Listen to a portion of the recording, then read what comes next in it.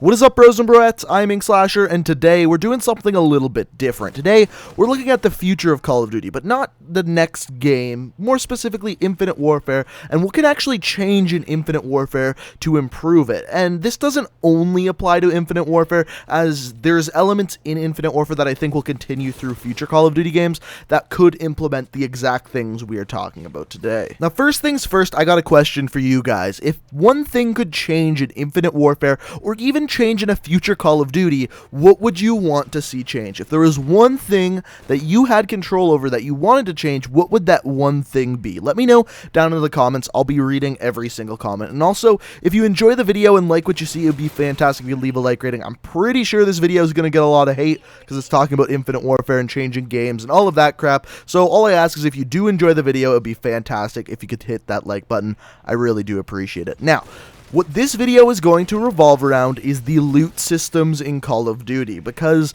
as we know, supply drops are pretty much here to stay. I hate to say it because that's a massive, massive change for Call of Duty, but as we can see now in Modern Warfare Remastered and in Infinite Warfare, supply drops are a thing, and I think they are here to stay, and I really don't think there's anything we can do about that. It's just the matter of fact that they are making so much money off of these supply drops, it's so beneficial for them to be in the game, for the developer. Now, does it make a better game? I don't really think so, but it does add more content. Now let's talk about why these supply drops were added to the game in the first place. Now, if you remember, supply drops were introduced in Call of Duty Advanced Warfare, a Sledgehammer Call of Duty game, in fact, the very first Sledgehammer Call of Duty game, because of weapon variants. Now, weapon variants are also in Infinite Warfare, and they're something that's very, very highly debated, but they are in both games, and that's the real reason why they introduced supply drops. Now, why did they introduce weapon variants? Well, the main reason was to add longevity to the Call of Duty game. And what I mean by that is the game that came out before Advanced Warfare was Call of Duty Ghost. And in Call of Duty Ghost, players were not playing as long into the year as the developers, Infinity Ward, wanted them to. And what I mean by that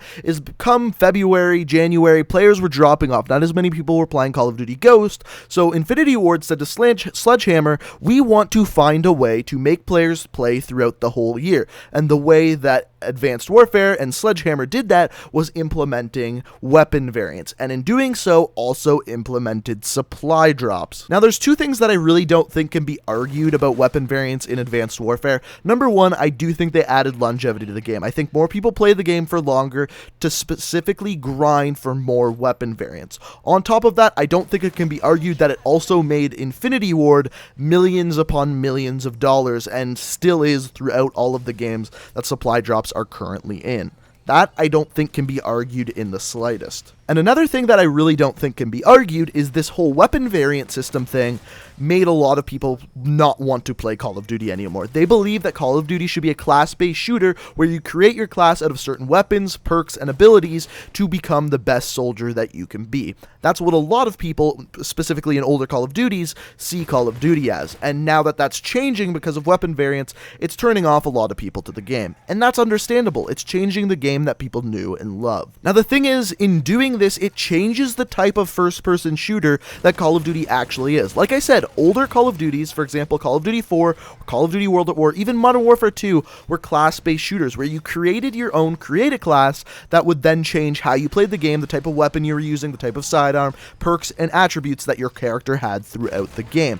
As soon as they introduce weapon variants, all of a sudden it's a loot-based first-person shooter. Another loot-based first-person shooter that came out around the same time would be Destiny. Now, Destiny is obviously, if you've played it, more strongly based on the loot system, as the weapons are extremely, extremely different than any other weapon in the game. And not only is there this loot system, but the create a class system still is there from earlier Call of Duties, and on top of that, with the new payload and specialist weapons and abilities, they're almost making it more of like a Team Fortress Overwatch kind of feel as well. So they're implementing all these different things from different first-person shooters. However, I don't think they're implementing any of them as well well as they possibly should.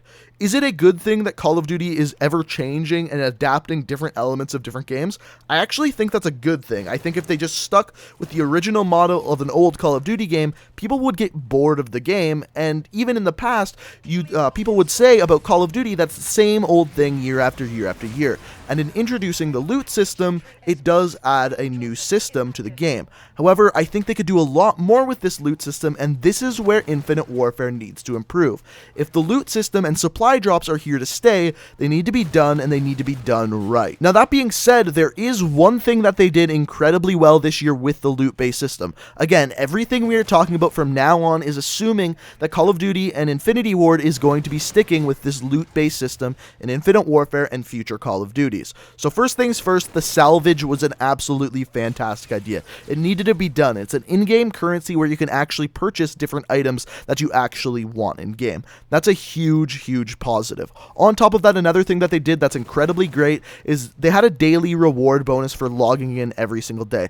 This is something that's going to increase the longevity of people playing because they want to log in and get that daily reward bonus. However, I think they can take this a step further, and in doing so, add weekly and daily challenges. This is something that they did in Black Ops 3, and again, I believe it improved the longevity of people playing the game. So by adding these daily rewards, let's say for a daily reward, you get between 10 and 30 keys, or maybe you can do even a daily reward of, let's say, 100 salvage. Something along those lines. And then you also have a weekly challenge, which is then an even larger reward. I think that's a very good thing for the game because it keeps people playing for the game, and it gives them something to work for. This is something we've seen in many MMO games in the past. For example, World of Warcraft implemented this daily, weekly reward things a long time ago. In fact, they just call them dailies and weeklies. They're not even called rewards anymore in those type of games. Another game that does this is Destiny. Destiny has the daily challenges and weekly challenges that are completed either daily or weekly,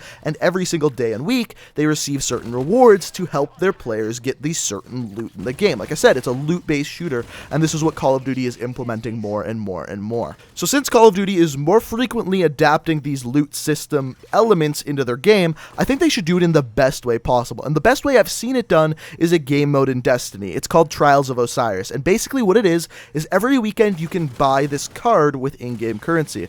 Now, on this card, you play multiplayer matches and you can actually win loot within the game.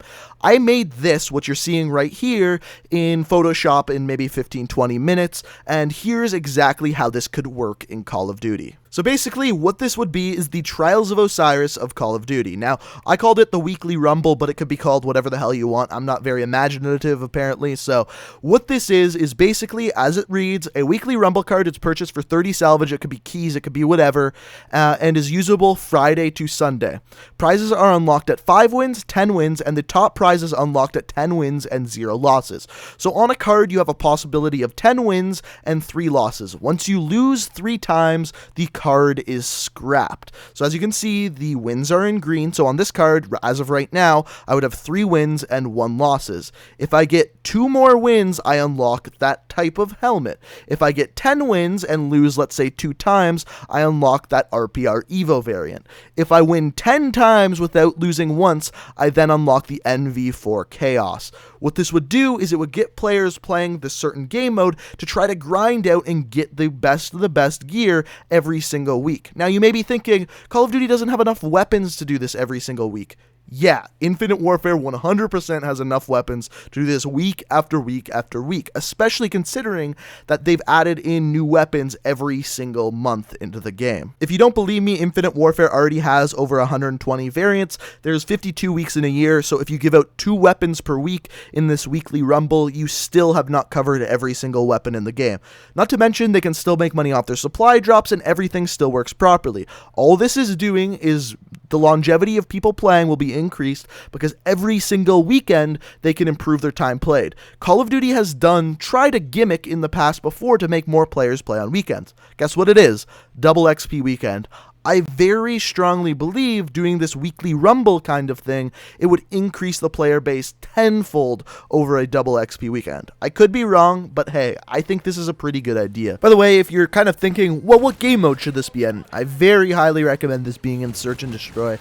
I think Search and Destroy is definitely probably the best competitive game mode in Call of Duty, and I think it would work best for this kind of system. Also, if you enjoy this system, the best way to get this out there and show people that you want this in Call of Duty is by sharing it. Share it with your friends, share it with your favorite other YouTubers, share it with whoever you want. I think it's a pretty damn good idea, and you can let me know down in the comment section below if you do as well. Also, you can let me know down in the comments if you don't like it at all. But if you did enjoy the video and like what you saw, hit that like button, share it with your friends, share it with whoever, Twitter, Facebook, whatever you do. Also, you can check out my Twitter, Twitch, all of that crap down in the description. If you enjoyed the video, thank you so much for watching, and until next time, peace out.